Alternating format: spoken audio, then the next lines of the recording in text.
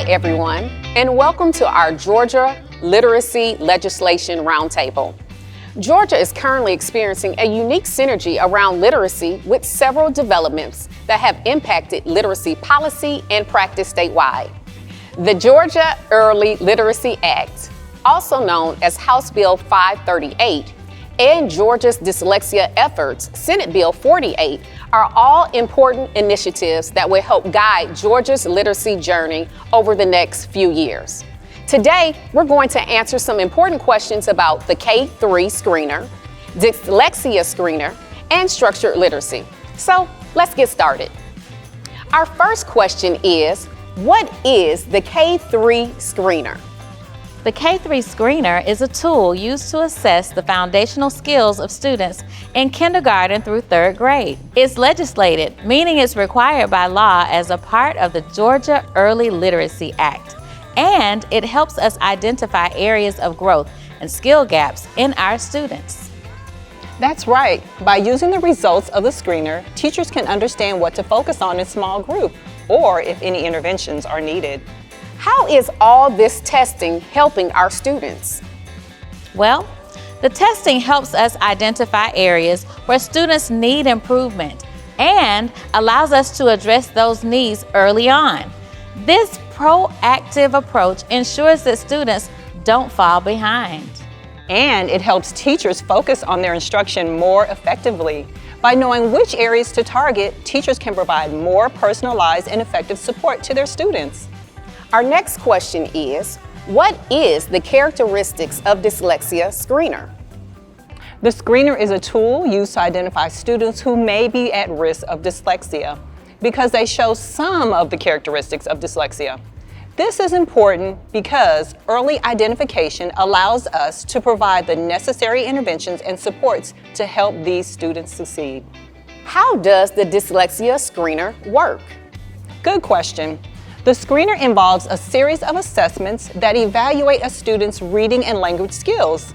These assessments help us determine if a student exhibits any characteristics of dyslexia and needs further evaluation or support. The good news here in DeKalb is that we use the same screener for literacy foundation skills and dyslexia screening. Thank you for sharing that information. So tell us, why is it important to screen students for the characteristics of dyslexia? Early screening is crucial because it allows us to intervene early and provide the right support. Dyslexia can impact a student's ability to read and write, so identifying it early helps us ensure that students receive the help they need to thrive academically.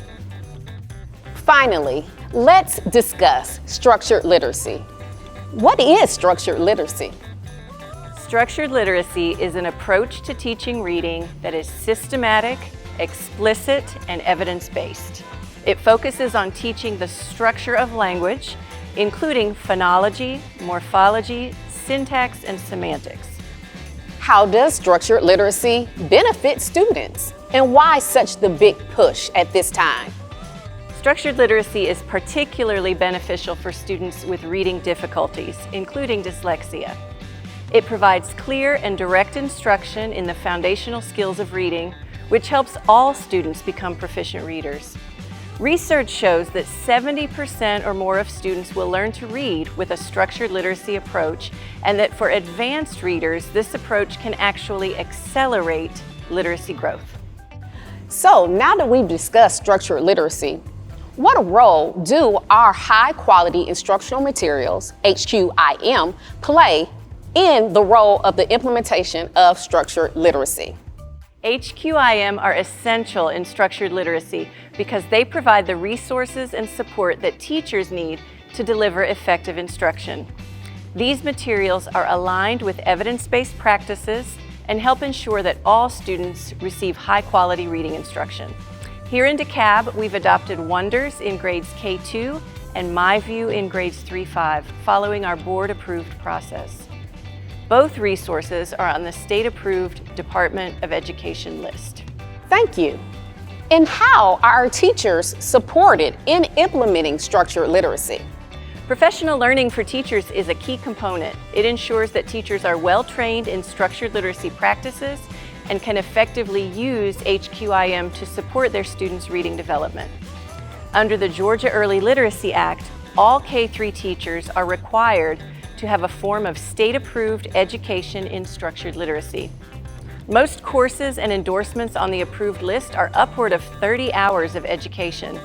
Our DeKalb teachers are well on their way to having this requirement met by July 1st of this year.